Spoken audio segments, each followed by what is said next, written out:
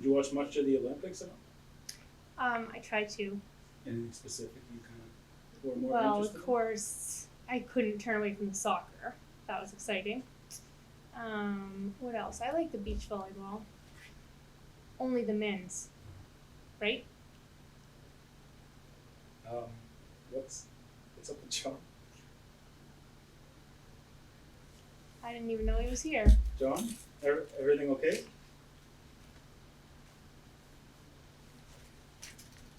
Why don't you show our viewers? We protested.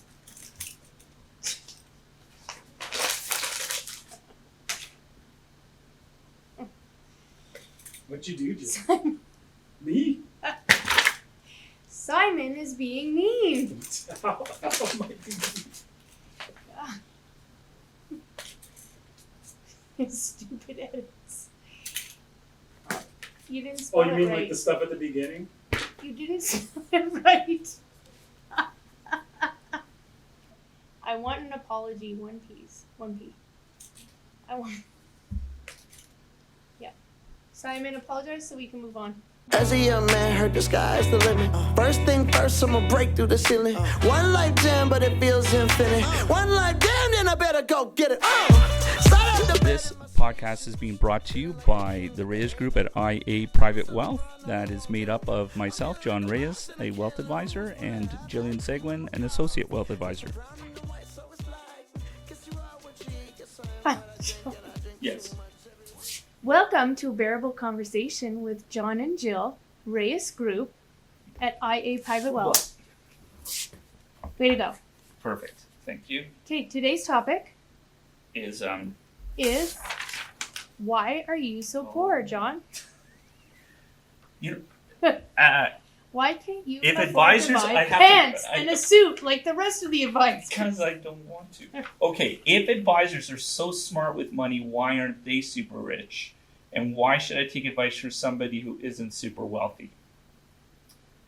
Now, I have this because I want to make sure that these are one of the moments where I want to have some good arguments and know where this kind of came from. Part of it was from a book I read called The Psychology of Money by Morgan Housel. And then a client had said, she had been in conversation with somebody who was a good friend of hers and had said, I just can't, take advice from somebody who themselves aren't super wealthy. And it got me really thinking about a few different things, like what is wealth, right? We have this ongoing discussion between what is rich mean, what does wealth mean, and how does that all kind of come together. And what I found interesting was, if I'm a regular Joe and I'm seeking advice, I would be really concerned if I am talking to somebody who sits across from me, whether male or female, that is super decked out, super fancy, has the top everything, and because they are obviously doing very well for themselves. And although that kind of imagery and that marketing at some time used to work, I would rather deal with somebody who's relatable. I'd rather deal with somebody who is confident in their ability and confident in their knowledge and understands the balancing of both the financial component and also the emotional component, or what we call behavioral finance, right? Those things are what attract to me. But to be more specific about, why would the advisor, and again, I think that advisors, I think we're successful. I think we're I hate using the word, you see I'm struggling. I don't know, wealthy is the right word, because wealth is wealth of knowledge, wealth in family, wealth in business, wealth in our clients. So yeah, I would say we're wealthy. And you are defining it that way. Do I want to be rich? I grew up in Northeast Calgary and I knew a lot of rich people, if you know what I mean. And they had a lot of different types of things that would give you the impression that they have status. But to answer the question about the definition, and I don't know why this is always hanging on me, but I want to make sure we get it. You want to deal with somebody or a team that is focused on your needs. That's what I was going to say. What you want. Because those goals, and I'm going to stop because I want you to chime in because you're a big part of our delivery of this as a team, that is definition of success. That is definition of wealth, because we're focused on what you need, not what we need, not what we want. So I'm going to leave it there and pick up and maybe give a little more color to that. I would just ask, what measurement are you using to determine somebody is super wealthy?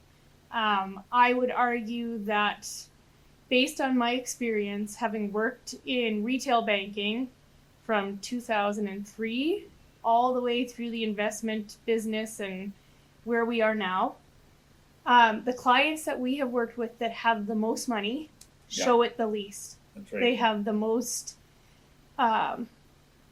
average home. They don't have fancy cars. They don't dress any other way than you and I would. And they don't stand out. That's right. And it's the ones that don't have the money that roll up in a Range Rover with bald tires. That's right. Or a cracked windshield. Yeah. And you're saying, nice car, but I can already tell that you can't afford it. Yeah.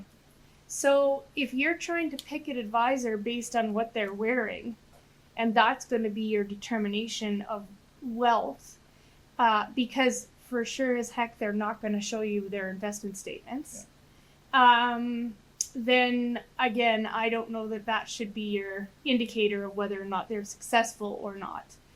There is the two sides of the coin. Does wealthy mean successful, which is what you were touching on?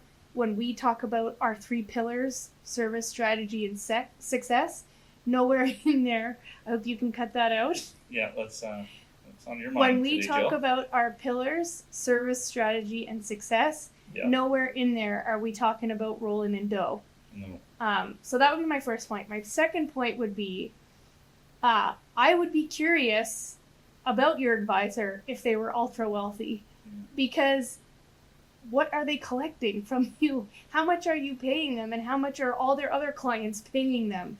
That they are driving a Maserati and living in the top of Mount Royal. I don't know. Yeah. And then my last point that I wanted to make is that we are truly in this business for our clients. We are truly in it to see our clients have success in their life. And that is where we determine our success, not by lining our pockets. And I think that is a really, really important distinction. The last point I would like to touch on is our regulatory requirements that a lot of clients may not be aware of. Yeah. We are very much monitored with respect to what we're able to recommend, the timing of trades, and what we're allowed to participate in as what they determine to be pros. And when we can participate. Exactly. So the timing. So our being a pro, which is basically a registered representative with the securities regulator, states that we cannot, invest ahead of our clients. We can't sell ahead of our clients. Some investments we're not even allowed to participate with or in unless all of our clients have participated. We just took down a capital raise that is already 10% in the money. Yeah. And trust me, we would to have loved. I would love to. I would love to put those shares in my RESP for my kids. Yeah. But I have to offer it to all of my clients first. Yeah. And of course, they're going to take it. Yeah. And there's none left for us. But that's not to say, oh, woe is me. Yeah. Because I've just finished saying that my success and my gratification and my confidence comes from knowing that my clients are taken care of, and that I don't have to worry about what's putting, food on my table or a roof over my kid's head. They get to participate in all the camps they want to. And, I would consider myself successful and quote unquote wealthy. That's great. That's an excellent answer. I think when you go back to the book that I've been quoting here, right? The Psychology of Money, which again, if you're a reader, it's a great book. I love it. It's an absolutely phenomenal book. He argues about this thing called playing your own game, right? And understanding what your game is so that you can really remove the noise that you hear on social media and all the talking heads and other influences that become, less important.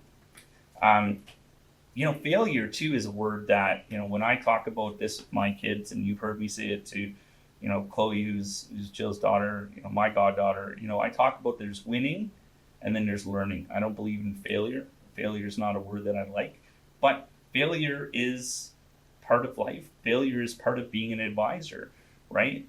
It's what happens with those failures and what you take from those failures or those learnings, and how we adapt and how we hold them towards our clients, and what is a benefit to them. And I think that is what I would like people to understand, is playing your own game does not mean that you have to keep up with the Joneses and you have to worry about what other people are doing with their portfolios. It's about what your goals are and what you're focusing on. And if you are going to look at failure, the failures of some others sometimes can be really good learning opportunities. I failed in my career. Jill has failed in her career.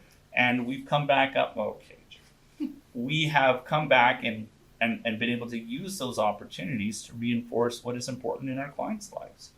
So the next time you hear those nice, what I call water cooler comments about, what is your advisor successful? I'd be worried if your advisor was successful, right? No, not successful, wealthy. Or wealthy. Is your advisor wealthy? Wealthy. Sorry. See, Yeah. I'd be worried if your advisor was wealthy, right? It's interesting. We put out a quarterly note, or not a quarterly note, but what are those? The quarterly commentary. The commentary, Yeah. yes, the commentary. And I talk about the accumulation phase and the growth phase of one's financial life cycle. And one of the things I touch on in my commentary is that an individual's peak earning years don't generally happen until 45 to 55, Right. depending on where they are in their career. There's going to be outliers, but overall, that's sort of statistically what they say, 45 to 55. So here you are looking at an advisor like us, who are in our early 40s. I'm 30-14 again. I'm going to say that in every single podcast. But in our early 40s, so we're relatively new or still in our accumulation of our career. So there may be a 70 or 80-year-old advisor out there that is ultra wealthy because they're on the other side. Yeah. So then you have to evaluate, okay, do I go with him because he's got, or her, because they're wealthy, or do I go with them because they're hungry, they want to do well, they're still in the early ages or sort of relatively early stages of their career, and I know that they're not going to take me on as a client and retire in 2 years. Yep. I can now build on a relationship with them, and they will see, and they will see me through the many milestones that I have in my life. Yeah. So another food for thought when you're evaluating, again, making wealth of importance versus relatability and perhaps what stage of life you're in. 100%. That's very well said. And the next time you're concerned about that, I think you got to look at the bigger offer, which is spot on to what Jill said. And with that, I think that wraps up this segment. Wait, you had a couple of other points here, John. Did you I? want to touch on them? What's that? Oh, I don't know. When you're looking for an advisor, you should be looking for somebody of Chilean descent. You had that. I'm John Reyes, Wealth Advisor at IA Private Wealth, and this is Jillian Seguin. I don't even care what her titles are, IA Private Wealth. Thanks. Bye. As a young man, heard the sky's the limit. First thing first, I'ma break through the ceiling. One life jam, but it feels infinite. One life. This information has been prepared by John Reyes, Wealth Advisor, and Jillian Seguin, Associate Wealth Advisor for IA Private Wealth Incorporated, and does not necessarily reflect the opinion of IA Private Wealth. The information contained in this video comes from sources we believe reliable, but we cannot guarantee its accuracy or reliability. The opinions expressed are based on an analysis and interpretation dating from the date of publication and are subject to change without notice. Furthermore, they do not constitute an offer or solicitation to buy or sell any of the securities mentioned. The information contained herein may not apply to all types of investors. The wealth advisors can open accounts only in the provinces in which they are registered. IA Private Wealth Incorporated is a member of the Canadian Investor Protection Fund and the Canadian Investment Regulatory Organization. IA Private Wealth is a trademark and business name under which IA Private Wealth Incorporated operates.